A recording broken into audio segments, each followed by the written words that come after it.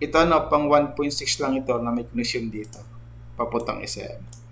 Tapos itong dalawang wire na to, yung blue saka blue black, itong blue black na ito pang automatic transmission only.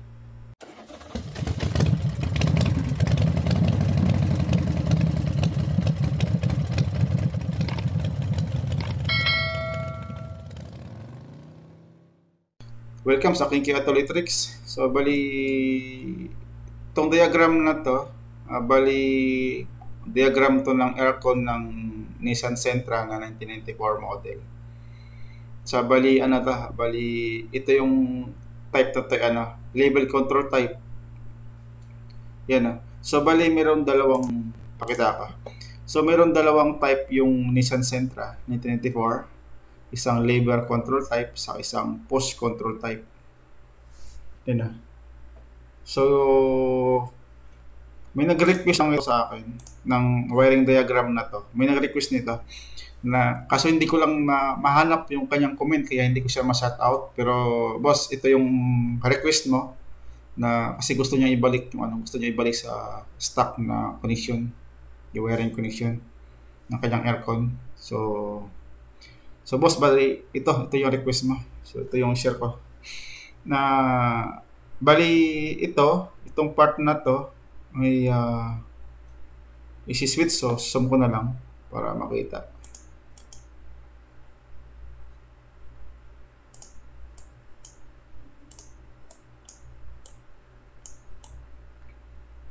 So ayan, dito nakasulat ay fan switch or blower switch to.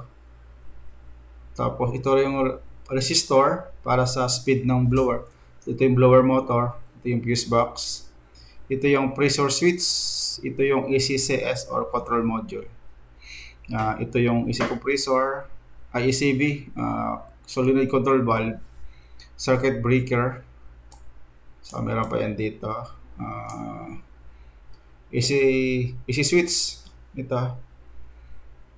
Thermocontrol amplifier, thermistor, fuse box ng fuse block ng para sa relay. Ito yung relay. Yan. So ito muna ang share ko yung sa blower switch. So yung blower switch natin may ilan ba to? 1, 2, 3, 4, 5, 6, 7, 8. So may 8 wire. Bali itong nasa baba na to, red yellow saka red blue ay sa ilaw. Malamang itong linya na to ay galing sa park light to. So pag mo ng park light, so magkakaroon na ng ilaw yung switch ng blower switch or fan switch. Itong ilaw. So sa park light mga galing malamang kasi nakalagay interior light system.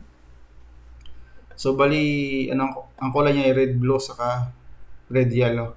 So bali itong black na to, bali negative trigger pala yung mga galing sa ating fan switch or blower switch, negative or ground. So bali itong black ay ground, tapos itong blue black ay number 1 or number 1 speed ng blower na dumaan naman ng resistor o resistor block. Yan. Kaya naka 1 speed o low, naka-low yung ating blower. Tapos blue yellow ay number 2 na speed, tapos yung blue red ay number 3. Yan ni 1 into 3 pumunta ng resistor block Tapos ito yung blue white na to, pumunta yan hindi na siya dumaan ng resistor. So ibig sabihin diretso na siya ng blower motor. Yan.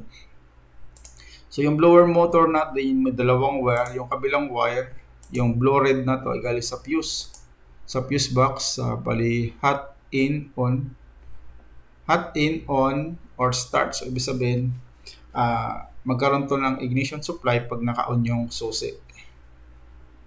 Ibig sabihin blue red ang kulay. So 15 dalawang fuse ang para sa blower. So ibig sabihin meron siyang 30 amperes kasi walang pinaghiwalay, 15-15. So, yan ang connection. So, bali ignition na, no, may nakaabang na agad na. Wala siyang relay na para sa blower motor. So, bali ang galing sa blower switch ay negative. So, bali ito yung light green na to. May linya siya papunta ng ECM or ECCS. Ito. Kaso may naka-note dito na 1.6 liter. Ibig sabihin, pag ang unit mo ay 2.0, wala nito. Wala kang linya na papuntang ECM. Pang 1.6 lang ito. Ito to. 1.6 yan. Ibig sabihin, pag 2.0 or basta hindi siya 1.6, ibig sabihin, yan ang linya mo. Ang connection. Yung light green red na to. Ibig sabihin, pumunta siya ng switch. Bali, negative trigger ang switch. Kagaya ng blower switch. Itong AC switch. Ito. So, tapos ang AC switch natin may tatlong wire. Light green, black. Yung light green, red na ito galing sa blower switch. Saka yung green, white. So, lahat itong green, white, saka light green, black ay pumunta ng ECM. Ng thermocontrol amplifier thermistor. Sa itong green, white pumunta rin sa thermocontrol amplifier thermistor. So, ibig sabihin, pag nag-switch ka ng AC switch, so magkaroon to ng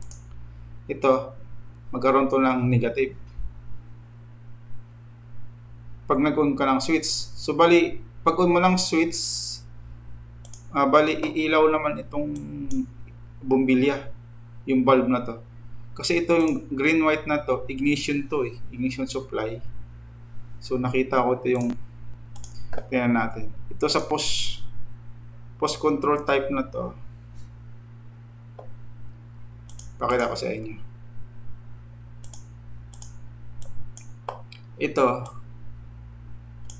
Ito yun green-white na to.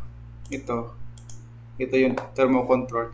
Ang post control type pala ay module na siya, no? Post control module. Hindi siya manual. Yung kanina, yung lever manual siya. So, balik tayo rito sa itong green-white ignition to. Yan, no? Ignition supply galing sa susi. Hot, in, on, or start. Meron siyang 10 amperes. So, kaso sa pag naka-manual, zoom ko. Kaso sa manual type, wala siyang linya na iba. Yan. Yung lever control type.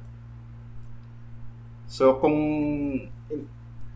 titingnan mo, bakit meron siyang ignition o bakit ang switch sa nakabit yung kabilang filament ng bulb ay nasa negative o ground, tapos yung kabila ay pumunta na thermo switch, ibig sabihin sa kukuha ng positive para umilaw, di ba? So, kung hindi mo siya susundan yung color coding o hindi mo siya tingnan sa ibang part ng diagram. So, okay.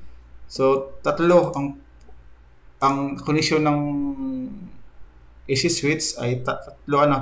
Isang galing sa blower switch.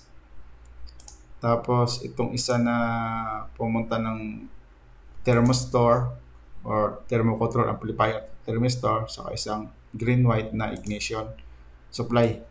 Ito. Tapos yung thermistor natin meron din tatlong wire. So, light green, black, saka green, white, saka itong yellow. Itong yellow na to, galing thermistor, pupunta ng dual pressure switch. Yan. So, itong dual pressure switch, So, pag may pressure yan o mayroong refrigerant, magkuklose to, maging normally close. So, ibig sabihin, magkaroon ng signal ng command yung SAM. So, ibig sabihin, ang galing sa thermo switch ay yellow, tapos ang kabilang wire naman ng dual pressure switch na papuntang SAM ay brown yellow. Yun ang wire niya. So, ang ICCS natin or control module na may 1, 2, 3, 4, 5. May 5 wire. So, yung isang wire na yan ay galing sa pressure switch, tapos yung pangalawang wire ay itong yellow-blue ng SAM ay pumunta yan sa relay ng compressor. AC compressor relay. Ito, AC relay. Ibig sabihin, ito, negative to. Ibig sabihin, negative trigger ang galing sa SAM. Itong yellow-blue. Kasi ito coil to ng relay. Yung kabilang coil ng relay, yung wire ng coil ay nasa, itong kulay orange ay nasa fuse box. Hot, in, on, or start. So, ibig sabihin, saka ito magkaroon ng supply, maging hot pag on ng ignition. So, meron 17 amperes. So, ibig sabihin, pag nagbigay ng negative itong SAM, so mag-trigger ito, mag-energize itong coil. So, bali yung red, blue ng relay, yung common pin ng relay ay galing sa ignition or hindi pala, hot at all time. So, ibig sabihin, naka-permis to ang supply na to, kahit naka-off yung susi, mayroon siyang 12 volt supply to dito. So, ibig sabihin, pag nag-trigger itong relay, pag nag-energize itong coil, magmamagnet, magmamay sa loob. So, yung contact magiging close. So, didikit sa kabilang pin. O, magkaroon ng contact na itong yellow-black. Ito. So, magkaroon to ng 12 volts pag nag-energize itong relay. Ito. Magkaroon to ng 12 volts. So, 12 volt supply. May naka-parallel pala siyang ISAB, so solenoid valve, para sa sa idle up. Ito. Tapos, bago makarating pala ng compressor, meron pang circuit breaker.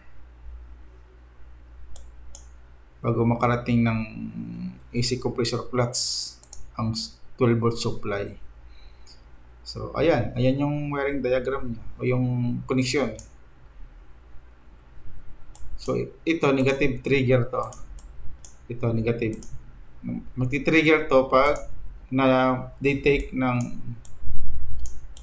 SAM or SCCS control module na nag-open si AC switch.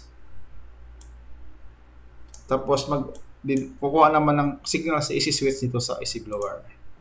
Diba? Kasi pag on ito ng blower, sasabay na ito yung magkaroon to ng negative ito. So, bibigyan ng signal ang AC blower sa AC switch, tapos itong AC switch magbibigay ng signal sa thermocontrol amplifier thermistor. Tapos itong amplifier thermistor magbibigay ng signal sa dual pressure switch. Tapos pag may refrigerant, so magbibigay siya ng, magko-close to, magbibigay siya ng signal sa SAM. Tapos ang SAM, pag na-detect na okay yung refrigerant, kasi pag walang refrigerant ang sa tubo, sa aircon, ibig sabihin naka-open yan, naka-ganyang position, open. Saka lang magko-close pag may refrigerant. For safety kasi ito itong pressure switch na ito. Para hindi hindi mag-stuck yung compressor. For safety para sa compressor yan. So, ibig sabihin, madidetect ni SAM na nagbigay ng signal si dual pressure switch, tapos bibigyan niya rin ng magkukumand sa relay. So, ito maglalabas siya ng negative pupunta sa coil. So, okay, nakuha niyo ba? So mag-comment na lang kayo kung maguguluhan kayo. Para hindi ko na ulitin to ganitong klase ng diagram. Tapos ito pang 1.6 lang ito na may connection dito papuntang SM. Tapos itong dalawang wire na to, yung blue saka blue black. Itong blue black na ito pang automatic transmission only. Malamang itong blue na to ay pang manual. So bali ito pumunta ng second page. Ito command ito ng cooling fan motor or radiator fan. So next page ko.